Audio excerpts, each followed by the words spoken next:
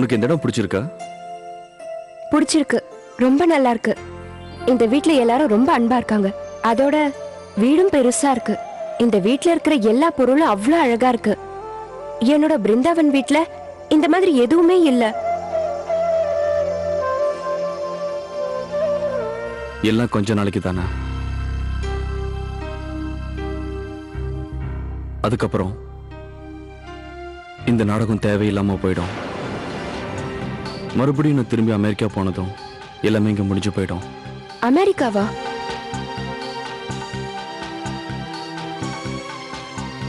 நான் ஒரு தடவை அங்க திரும்பி போனா மறுபடியும் என் வாழ்க்கை பூரா திரும்பி இங்க வரமாட்டேன். என்னோட வழியே தனி வழி ஆயிடும்.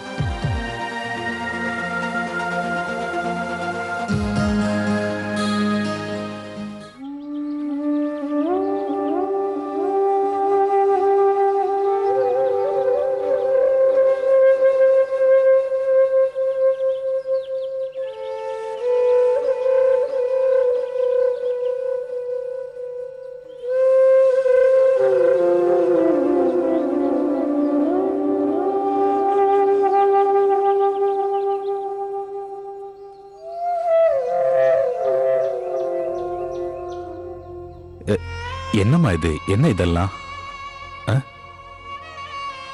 இப்படி என் காலில் விழுந்து என்னை இன்னும் பாவத்துக்குள்ளாக்குறிய. என்னோட அத்தியாயத்துல பாவம் உனக்கு எவ்வளவு கஷ்டமா? தயவு செஞ்சு நீ என்னை மன்னிச்சிடுமா.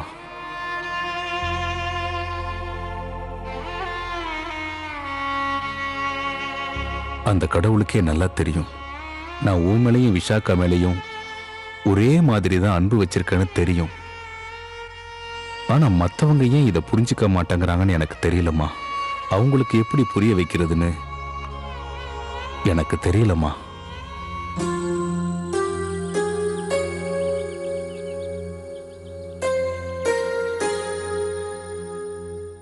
அப்ப வேண்டாம்பா, அப்படியெல்லாம் பேசாதீங்க. எனக்கு தலையில நல்லபடியா தான் எழுதியிருக்கு. அதனால தான் கடவுள் என்ன இந்த வீட்டுக்கு அனுப்பியிருக்காரு. அப்பா, நான் உங்களோட நிழல்ல இருக்கிற வரைக்கும் இந்த ஊர்ல எனக்கு எப்பவும் எந்த குறையும் வரவே வராது.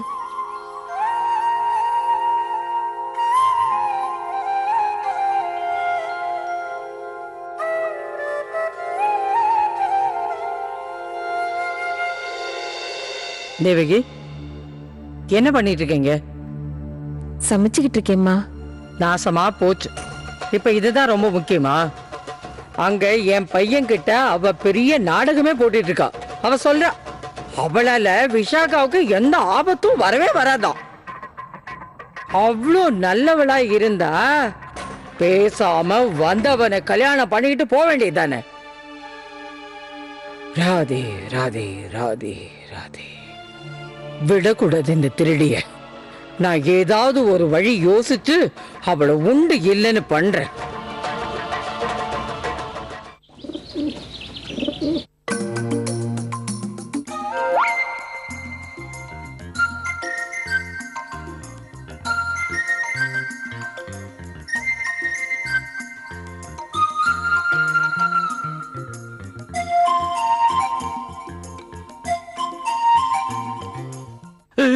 நான் எந்த தப்பும் பண்ணல. என்னாச்சு புரோக்கரே உங்களுக்கு? ஏன் இப்படி நீங்க பயப்படுறீங்க? நான் பயப்படலையே. திடீர்னு கூப்பிட்ட உடனே எனக்கு ஒண்ணும் புரியல. எங்க சாஸ்திரி எதுவும் கேட்க போறாருன்னு நினைச்சு நான் பயந்துட்டேன். உங்களுக்கு அந்த கவலையே வேண்டாம் புரோக்கரே. உட்காருங்க, வாங்க. உங்க வேலை என்ன தெரியுமா? எப்படியாவது ராதிகாவுக்கு ஒரு கல்யாணத்தை பண்ணி வச்சிடணும். உங்களுக்கு எவ்வளவு தட்சணை வேணும் அதை சொல்லுங்க, நான் தந்துடுறேன். ஆனா காரியத்தை முடிக்கணும். ஆனா இப்பெல்லாம் எங்க மாப்பிள்ளை கிடைக்குதுமா? உங்களுக்கே நன்னா தெரியும், இந்த ஊர்ல எல்லாருமே கேட்க ஆரம்பிச்சுட்டா ராதிகா உண்மையிலேயே சாஸ்திரியோட பொண்ணு இல்லையாமேன்னு.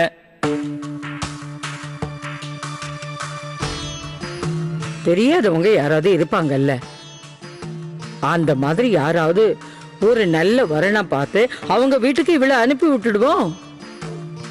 நீங்க அவங்க கிட்ட சொல்லாதீங்க ராதிகா அனாதன்னு. என்னோட பையன் கூட அவளை தன்னோட பொண்ணு மாதிரி தானே நடத்திக்கிட்டு இருக்கான். அப்படி பார்த்தா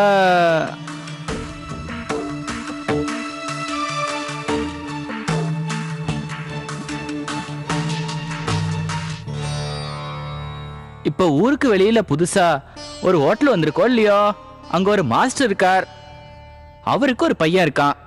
அந்த பையன் இங்கே வெளியூர்ல வேலை பார்க்கறான். இப்ப லீவுக்காக வந்திருக்கான். ஆனா இந்த தடவை கல்யாணம் பண்ணி பொண்ணை கூட்டிட்டு போறதுன்ற முடிவோட வந்திருக்கான். நீங்க சொன்ன மாதிரி இது நல்ல வரன்.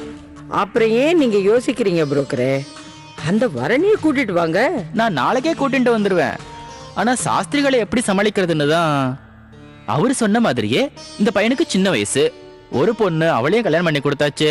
எந்த பிரச்சனையும் இல்ல. நம்ம குடும்பத்தை பத்தி அவளுக்கு எதுவுமே தெரியாது. அவனை பத்தி நீங்க எதுவும் கவலைப்படாதீங்க. இன்னைக்கு அது போதும். அப்ப நான் நாளைக்கே அழைச்சிட்டு வந்துடுறேன். ராதே ராதே. ராதே ராதே ராதே ராதே. போயிட்டு வரேம்மா. போயிட்டு வாங்க.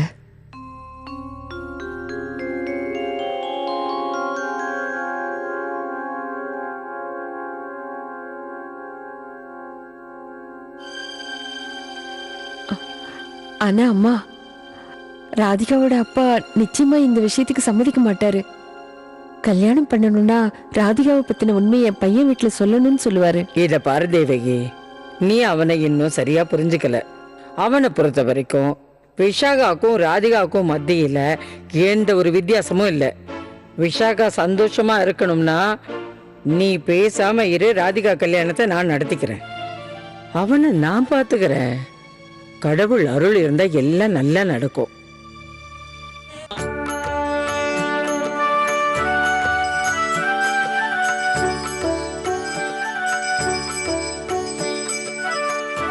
அடக்கடவுளே, காலையில சீக்கிரமா எழுந்திருக்க வேண்டியிருக்கு. தினம் பூஜை பண்ண வேண்டியிருக்கு.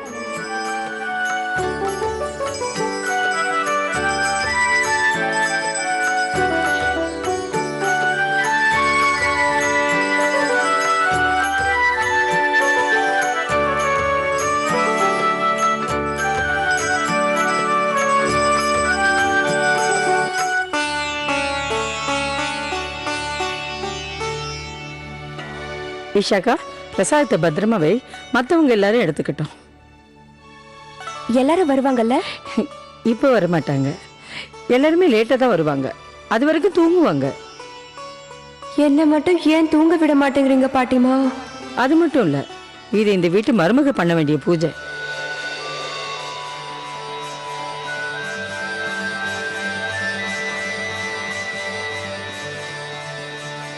தீர்க்காயுசா இருங்க.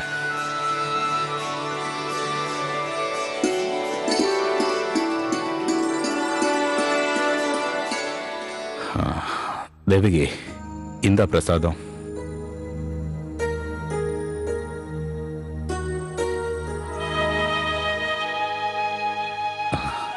வாமா வா. சூடா இருக்கு.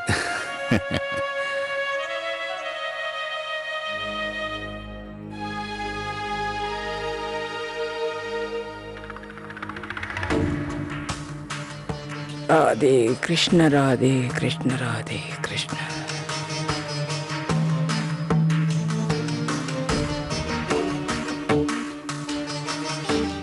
பெரியவங்க சும்மாவா சொன்னாங்க, எது எப்பப்ப நடக்கணுமோ அது அப்பப்ப நடந்தே தீரணும்னு. ராதே ராதே ராதே. உனக்கு ஒரு விஷயம் தெரியுமா? நான் உன்கிட்ட சொல்லாம எவ்வளவோ கஷ்டப்பட்டு ராதிகாவுக்கு ஒரு நல்ல வரனை கொண்டு வந்திருக்க. இந்த இடம் நல்ல இடம், உனக்கு ரொம்ப பிடிக்கும். இப்ப என்ன வேணுமா? ஏதாவது சொல்ல வர்றீங்களா?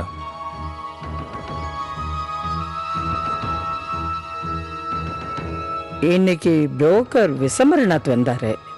நடந்ததுக்கு மன்னிப்பு கேட்டாரு. இந்த தடவை ரொம்ப நல்ல சம்பந்தம் கொண்டு வந்திருக்காரு. நான் சொல்லிட்டேன், நீ எதுவும் கேட்க வேண்டாம். உனக்கு என்னென்ன பிடிக்காதுங்கிறத விளக்கமா எடுத்து அவர்கிட்ட நான் சொல்லிட்டேன்.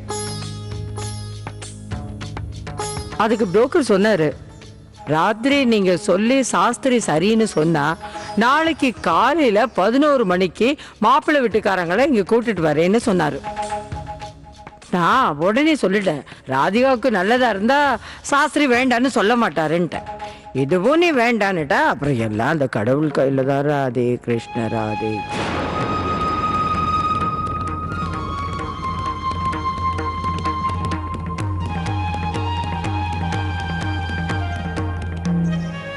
பையன் நல்லா இருக்கானா? நல்லா இருக்கானா? ஐயோ, ரொம்ப நல்லா இருக்கா. பட்டணத்துல வேலை பார்க்கறானா பாரு, நீயே பாத்துக்க. தேவகி, சொல்லுங்கம்மா. உனக்கு ஒண்ணு சொல்லிக்கிட்டே இருக்கணும். நகரு, நானே எடுக்கிறேன். நகரு.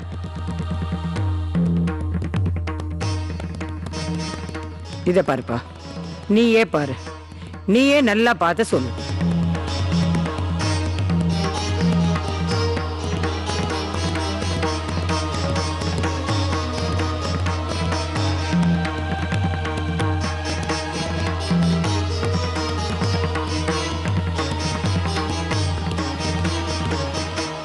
சரி, நாளைக்கு காலையில வர சொல்லுங்க.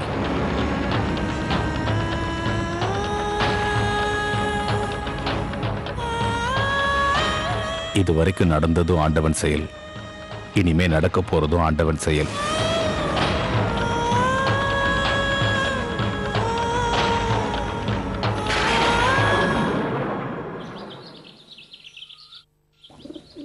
ரொம்ப பொறுமையானவ, ரொம்ப அடக்கமானவ எங்க பொண்ணு. இவன் எங்களுக்கு பொண்ணா கிடைச்சது போன ஜென்மத்துல நாங்க பண்ணின புண்ணியம்தான். எப்படி வீட்டு வேலையெல்லாம் இழுத்து போட்டுக்கிட்டு செய்யறாளோ அதே மாதிரி கோயில் வேலையிலையும் அவங்க அப்பாவுக்கு உதவியா இருப்பா.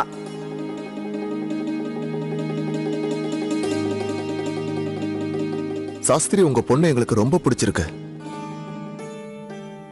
உண்மையை சொல்லணும்னா சாஸ்திரி, உங்க குடும்பத்தை நாங்க ரொம்ப மதிக்கிறோம். அதனால உங்க குடும்பத்துல நாங்க சம்பந்தம் வச்சுக்க ஆசைப்படுறோம். இத பத்தி நீங்க என்ன நினைக்கிறீங்க? இப்படி கேட்டா நான் என்ன பதில் சொல்றது? உங்க பையன் ரொம்ப நல்லா இருக்காரு, அடக்கமா இருக்காரு, நல்ல வேலையில இருக்காரு. அப்படி இருக்கிறப்ப இந்த சம்பந்தத்துல நான் என்ன குறை சொல்ல முடியும்?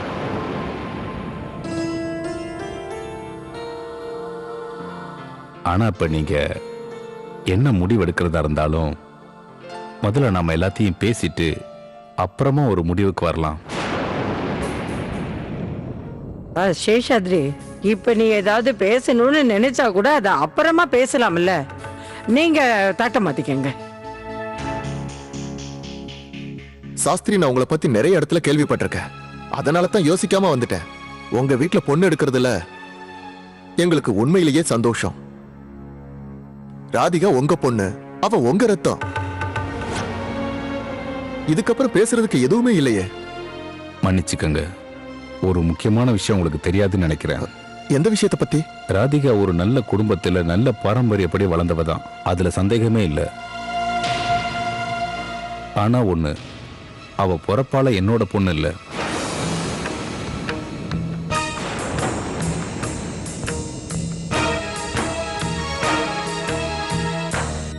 நான் அவளை கோவில் வாசல்ல இருந்து கொண்டு வந்து வளர்க்கிறேன்.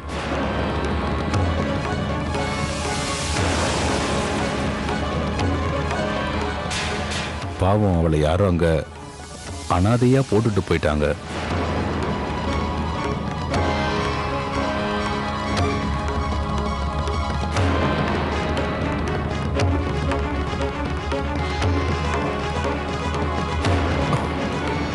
நீங்க எங்களை ஏமாத்தலான்னு பாத்தீங்களா புரோக்கர் ஐயா? இதை ஏன் எங்க கிட்ட சொல்லல? அந்த பொண்ணை பத்தின விவரத்தை எங்க கிட்ட சொல்ல வேணா? எழுந்திருப்பா, இதுக்கப்புறம் நமக்கு இந்த சம்பந்தம் தேவையில்லை.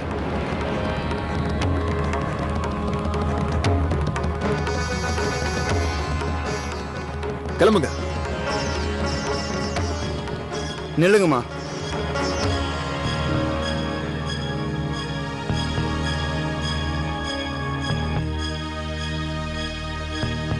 நான் இந்த பொண்ணு கல்யாணம் பண்ணிக்கிறேன்.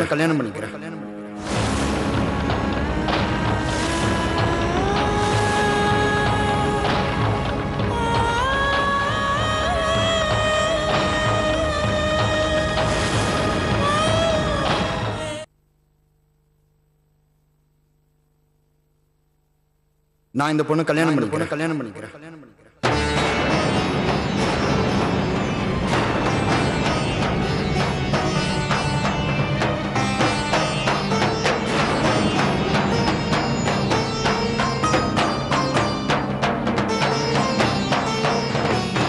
என்ன தெரிஞ்சுதான் பேசுறியா?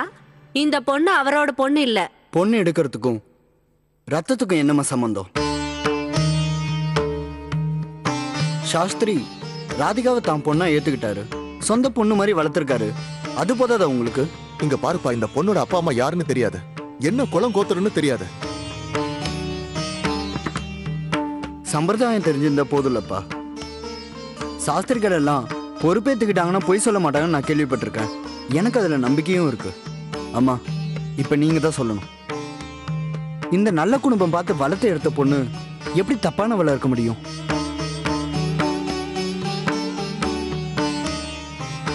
நீங்க தான் இதுக்கு ஒரு நல்ல முடிவை சொல்லணும். உங்களுக்கு நம்பிக்கை இல்லையா? உங்களுக்கு தெரியல உங்க பிள்ளை எப்பவும் தப்பான முடிவை எடுக்க மாட்டாங்க. அம்மா ப்ளீஸ், இந்த கல்யாணம் மட்டும் வேண்டான்னு சொல்லிடாதீங்க.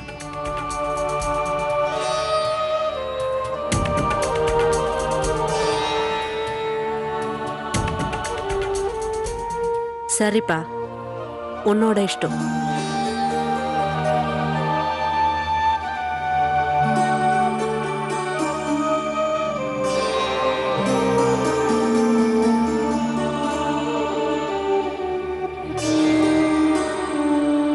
நாங்க இந்த சம்பந்தத்தை ஏத்துக்கிறோம். ராதே ராதே.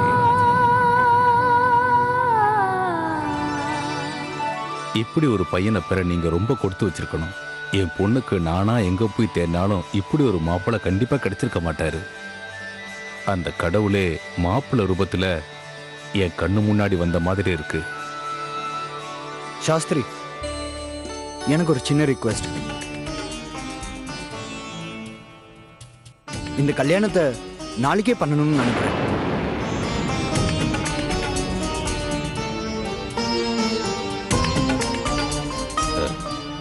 நாளைக்கேவா?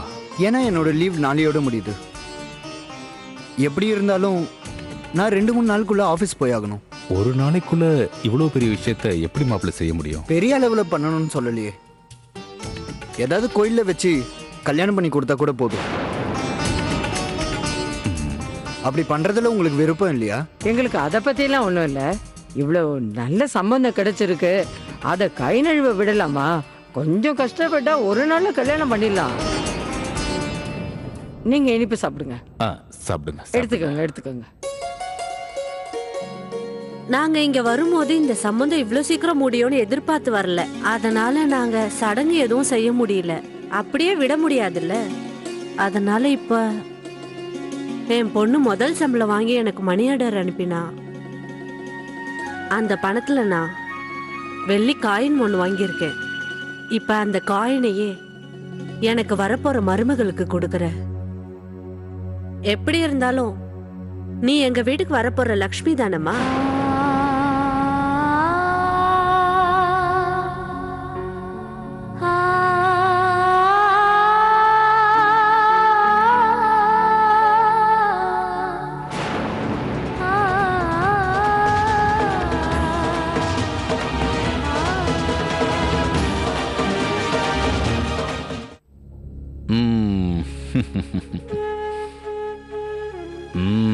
எனக்கு தெரியும் நீ என்ன யோசிக்கிறேன்னு.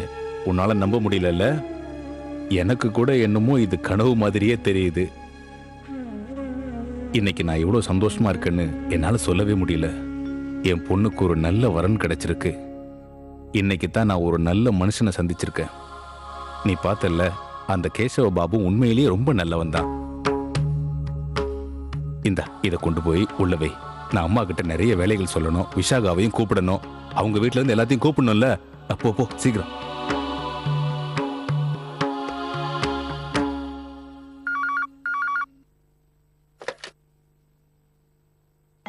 ஹலோ.